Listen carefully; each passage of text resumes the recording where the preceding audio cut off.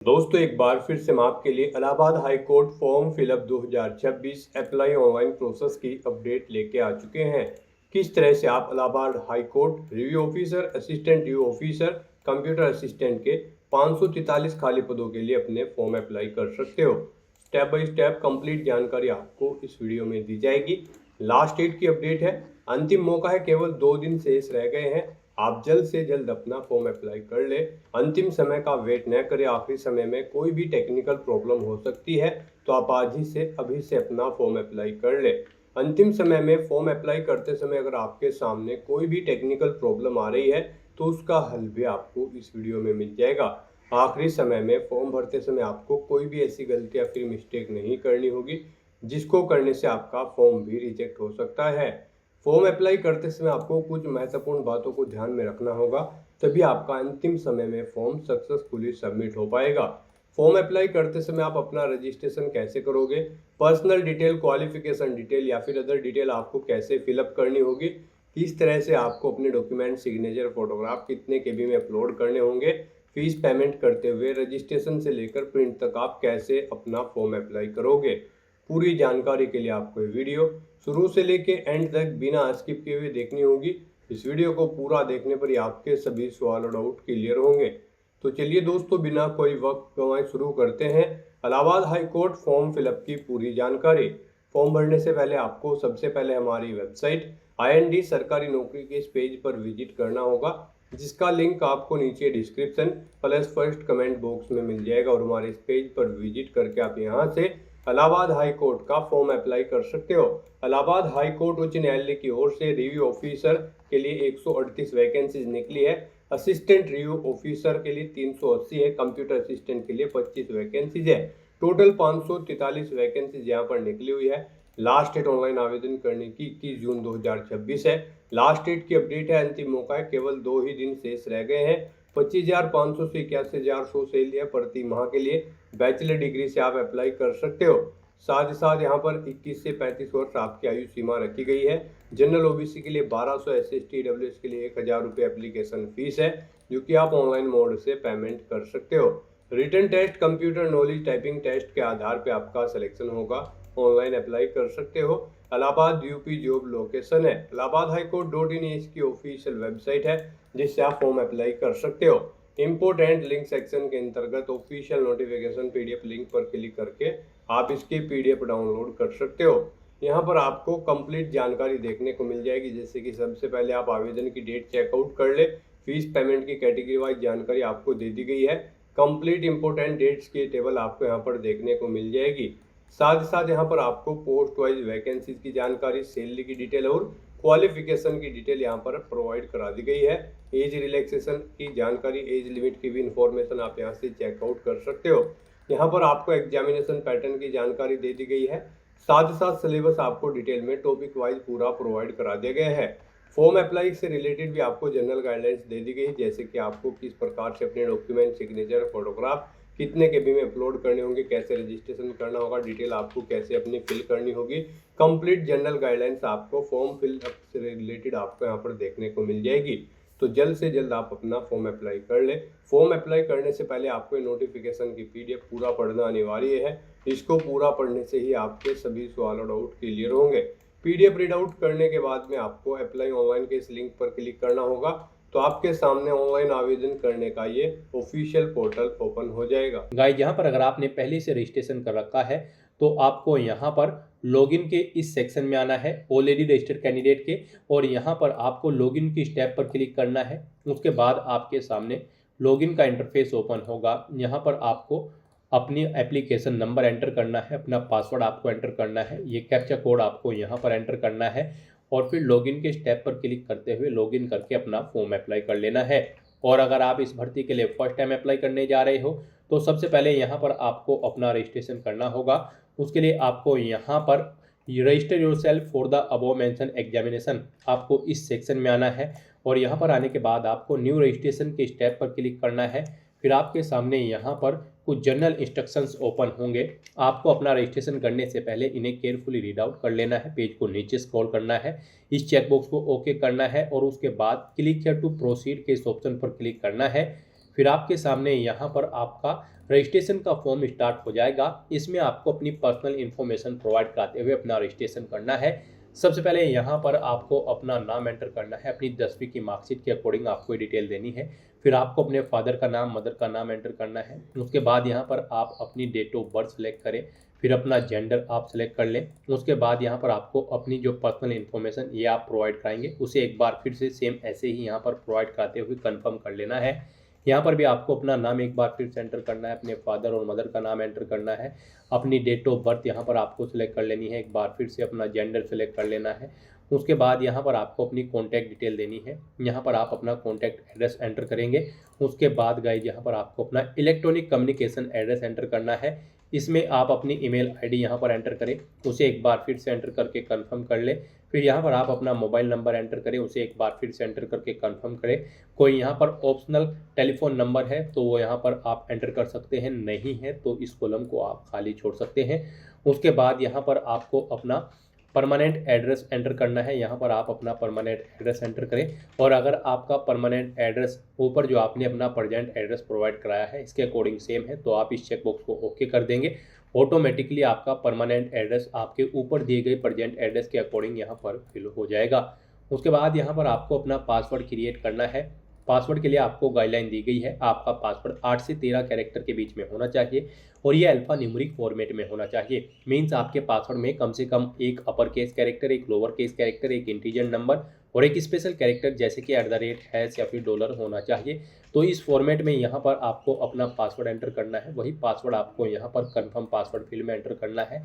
उसके बाद यहाँ पर आपको एक सिक्योरिटी क्वेश्चन सेलेक्ट करना है, उसका आंसर यहाँ पर आपको देना है।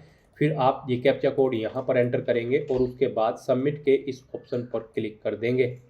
फिर यहाँ पर आपने रजिस्ट्रेशन की जो डिटेल प्रोवाइड कराई है उसका प्रीव्यू आपको शो कर दिया गया है। आपको सभी डिटेल्स केयरफुली चेकआउट करनी है और यहाँ पर पर्टिकुलर सेक्शन में आपको चेक बॉक्सेस को ओके करना है जैसे यहाँ पर आपने किया है।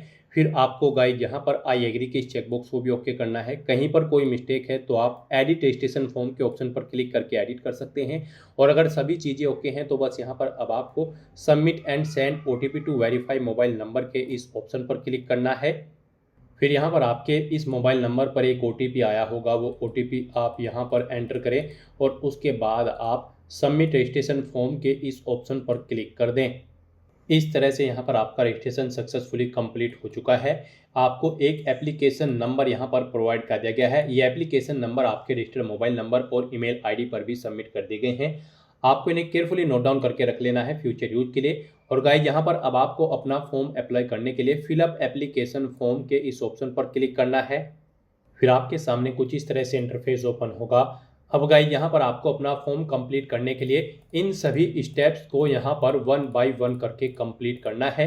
तो यहाँ पर सबसे पहले आपको अपनी पर्सनल डिटेल प्रोवाइड करनी है।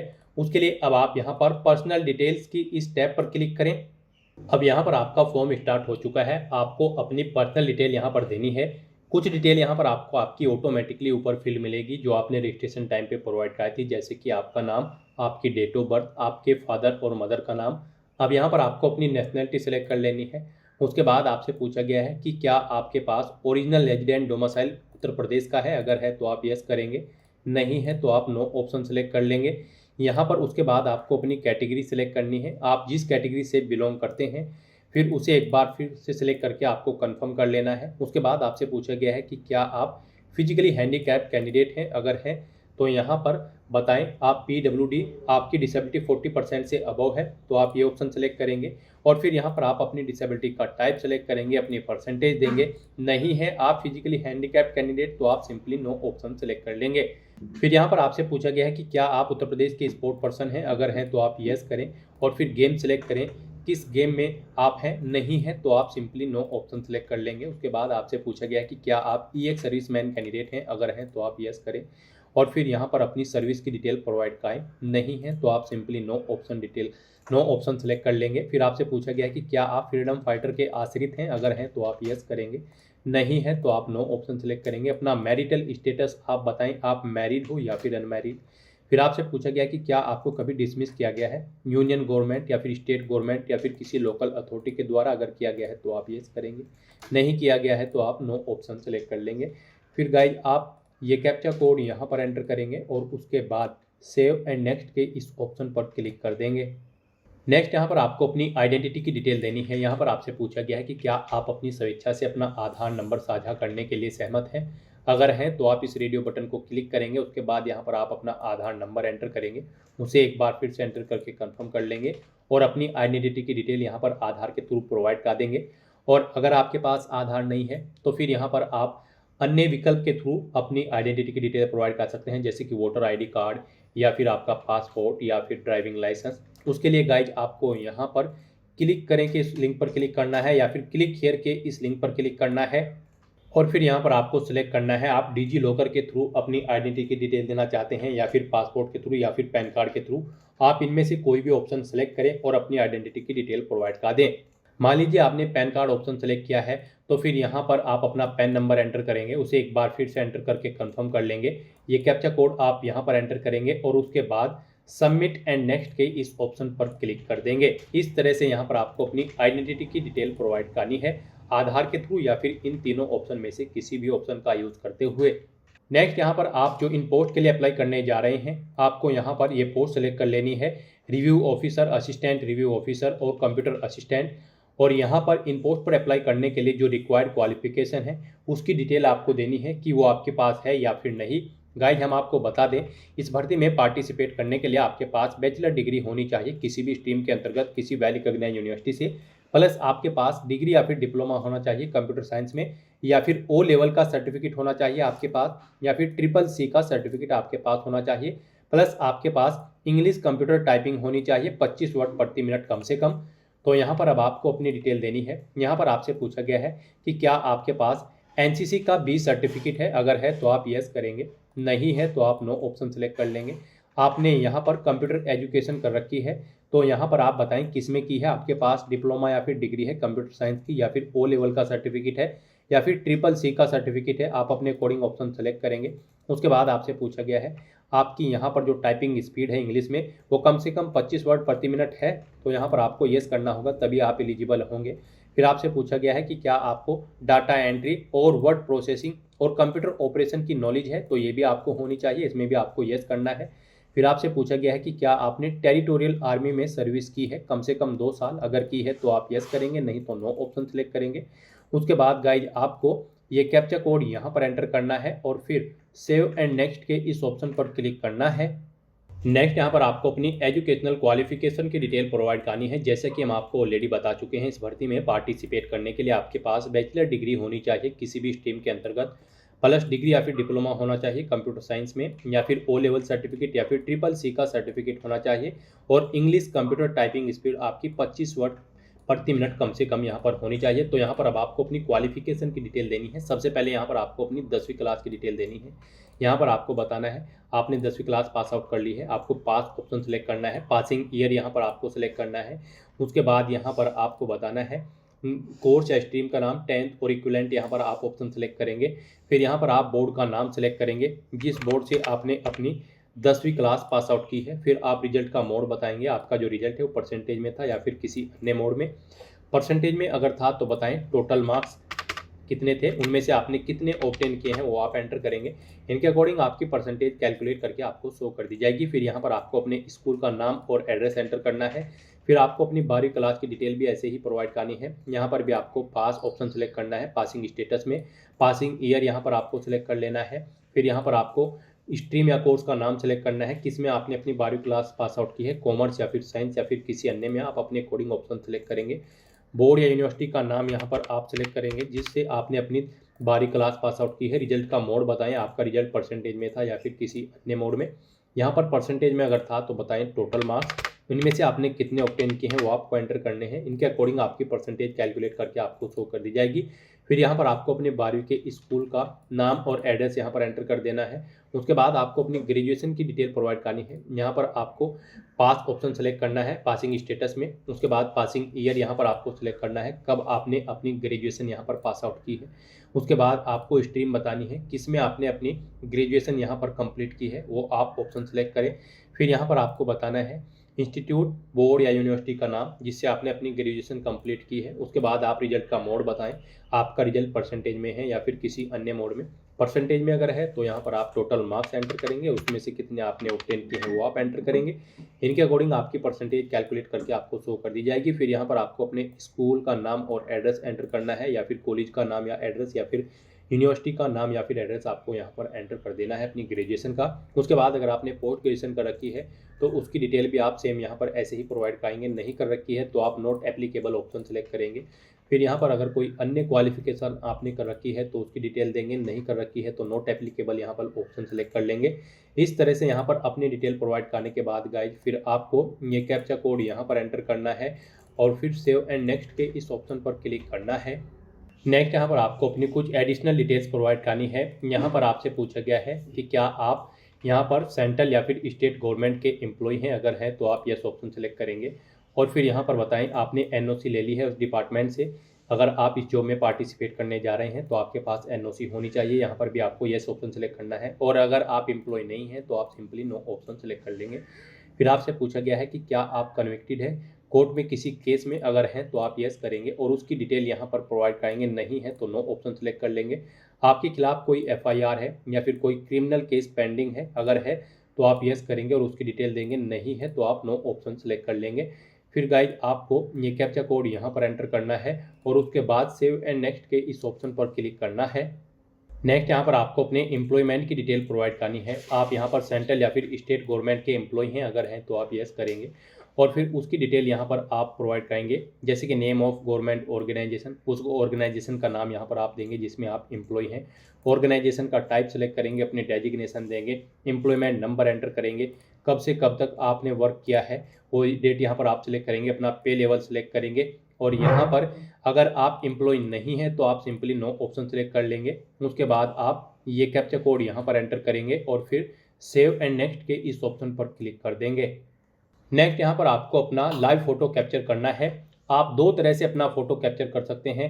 आप यहाँ पर वेब कैमरा के थ्रू अपना लाइव फोटो कैप्चर कर सकते हैं, या फिर गाइज आपको यहाँ पर ये क्यूआर कोड दिया गया है, आप इसे अपने मोबाइल से स्कैन करें। आपके मोबाइल में जो भी क्यूआर कोड स्कैनर होगा उसके थ्रू फिर आपके मोबाइल पर एक लिंक जाएगा जिस पर क्लिक करते हुए यहाँ पर आप अपना फोटो कैप्चर कर लें। और अगर कैमरा के थ्रू आप अपना फोटो कैप्चर करना चाहते हैं तो फिर यहाँ पर आप कैप्चर लाइव फोटोग्राफ के इस ऑप्शन पर क्लिक करेंगे और अपने वेब कैमरा के थ्रू अपना लाइव फोटो कैप्चर कर लेंगे।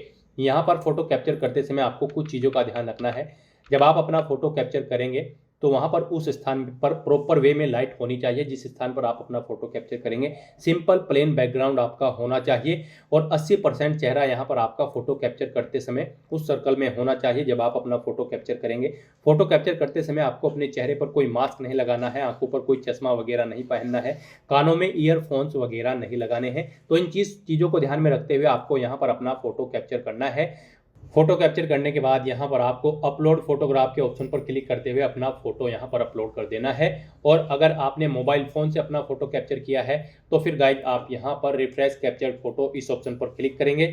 फिर आपने जो फोटो कैप्चर किया है वो यहाँ पर आपको शो कर दिया जाएगा। अगर फोटो सही नहीं है तो यहाँ पर आप एडिट के ऑप्शन पर क्लिक करके इसे रिटेक कर सकते हो। और अगर आपका फोटो बिल्कुल एक्यूरेट है तो यहाँ पर अब आप सेव एंड नेक्स्ट के इस ऑप्शन पर क्लिक कर देंगे। नेक्स्ट यहाँ पर आपको अपने डॉक्यूमेंट अपलोड करने हैं। गाइड यहाँ पर आपको अपना पासपोर्ट साइज फोटो अपलोड करना है, left hand thumb impression upload करना है, अपने सिग्नेचर अपलोड करने हैं और 10वीं क्लास का सर्टिफिकेट यहाँ पर आपको अपलोड करना है। इनके लिए आपको गाइडलाइन दी गई है। आपका फोटो यहाँ पर 10 से 200 KB के बीच में होना चाहिए और यहाँ पर आपका जो लेफ्ट हैंड थंब इंप्रेशन होगा वो भी 10 से 200 KB के बीच में होना चाहिए और आपके डॉक्यूमेंट JPG या फिर JPEG फॉर्मेट में होने चाहिए। सिग्नेचर आपके 10 से 100 KB के बीच में होने चाहिए और आपका 10वीं का सर्टिफिकेट 50 से 300 KB के बीच में होना चाहिए। यहाँ पर सिग्नेचर आपके JPG या फिर JPEG फॉर्मेट में होने चाहिए और 10वीं का जो सर्टिफिकेट है वो आपका PDF फॉर्मेट में होना चाहिए।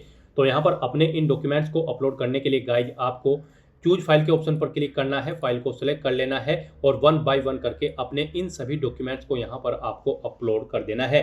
जैसे ही आप चूज फाइल पर ऑप्शन पर क्लिक करेंगे आपके सामने पॉपअप शो होगा, उसमें आप फाइल सिलेक्ट करें जहाँ पर आपने अपने इन डॉक्यूमेंट्स की फाइल को रख रखा है। फिर एक्शन में आपको अपलोड का ऑप्शन मिलेगा और उस पर क्लिक करते हुए यहाँ पर आपको अपलोड कर देने होंगे 1 बाय 1 करके अपने सभी डॉक्यूमेंट्स। फिर व्यू में आपको व्यू के लिंक मिलेंगे, उन पर क्लिक करते हुए यहाँ पर आपको अपने सभी डॉक्यूमेंट्स व्यू कर लेने हैं। इस तरह से अपने डॉक्यूमेंट यहाँ पर अपलोड करने के बाद फिर आपको ये कैप्चा कोड यहाँ पर एंटर करना है और उसके बाद सेव एंड नेक्स्ट के इस ऑप्शन पर क्लिक करना है। नेक्स्ट यहाँ पर आपको आपके एप्लीकेशन फॉर्म का पूरा प्रीव्यू शो कर दिया गया है। पीछे अब तक आपने जो भी डिटेल प्रोवाइड कराई है वो सभी आपको शो कर दी गई है। आपको सभी डिटेल केयरफुली चेकआउट करनी है और पर्टिकुलर सेक्शन में आपको चेक बॉक्सेस दिए गए हैं, उन्हें आपको ओके करना है। उसके बाद आपको डिक्लेरेशन सेक्शन में इस पेज को नीचे स्क्रॉल करते हुए आना है और यहाँ पर भी आपको आई एग्री के इस चेक बॉक्स को ओके करना है। और उसके बाद गाइड फिर आपको यहाँ पर फाइनल सबमिशन ऑफ एप्लीकेशन के स्टेप पर क्लिक करना है। इस तरह से यहाँ पर आपका एप्लीकेशन फॉर्म सक्सेसफुली सबमिट हो जाएगा। यहाँ पर आपका फॉर्म तो सबमिट हो चुका है, लेकिन कंसीडर इसे आपके फीस पेमेंट के बाद ही किया जाएगा। यहाँ पर आपको आपकी कैटेगरी के अकॉर्डिंग एप्लीकेशन फीस का अमाउंट शो कर दिया जाएगा। आपको ये फीस पेमेंट करना होगा, उसके बाद ही आपका फॉर्म कंसीडर होगा। फीस पेमेंट करने से पहले यहाँ पर आपको अपनी ईमेल आईडी वेरीफाई करनी है। उसके लिए गाइड अब आपको your email ID yet to be verified, click here to verify your email ID first के स्टेप पर क्लिक करना है। तो यहाँ पर पहले आप अपनी ईमेल आईडी वेरीफाई कर लें, उसके बाद अपना फीस पेमेंट कर लें। तो आप यहाँ पर इस ऑप्शन पर अब क्लिक करें और यहाँ पर अगर आप अपनी ये ईमेल आईडी चेंज करना चाहते हैं तो आप चेंज ईमेल आईडी के इस ऑप्शन पर क्लिक करके अभी भी अपनी ईमेल आईडी चेंज कर सकते हैं, आपके पास मौका है। और अगर आपको चेंज नहीं करनी है तो बस यहाँ पर अब आप ये कैप्चा कोड यहाँ पर एंटर करें और उसके बाद सबमिट एंड गेट ओटीपी के इस ऑप्शन पर क्लिक कर दें। फिर आपकी इस ईमेल आईडी पर एक ओटीपी आया होगा, वो ओटीपी आप यहाँ पर एंटर करें और उसके बाद वेरीफाई के इस ऑप्शन पर क्लिक करते हुए अपनी ईमेल आईडी वेरीफाई कर लें।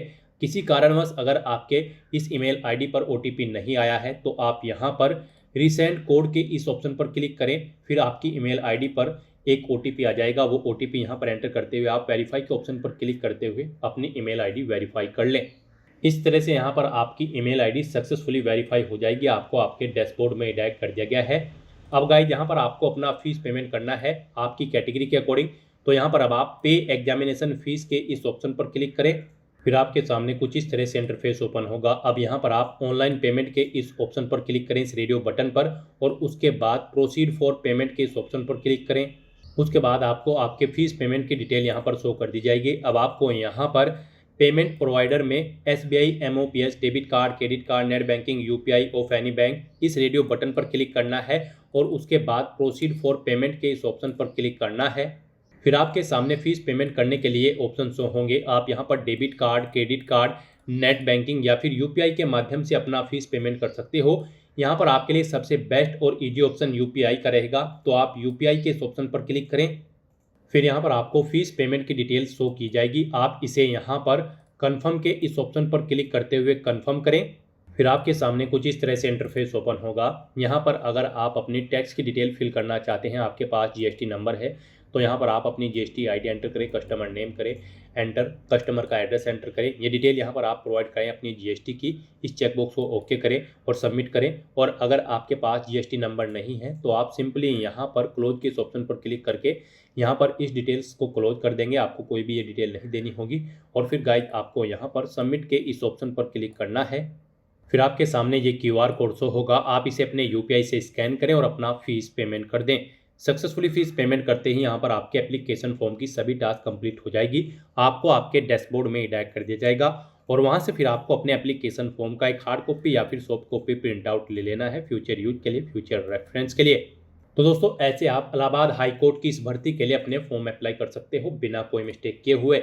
आज की इस वीडियो में बस इतना ही। आई होप ये वीडियो आपको पसंद आई होगी। अगर पसंद आई हो तो इसे लाइक और शेयर करें। चैनल पर नए हो तो इसे सब्सक्राइब कर लें। Thanks for watching.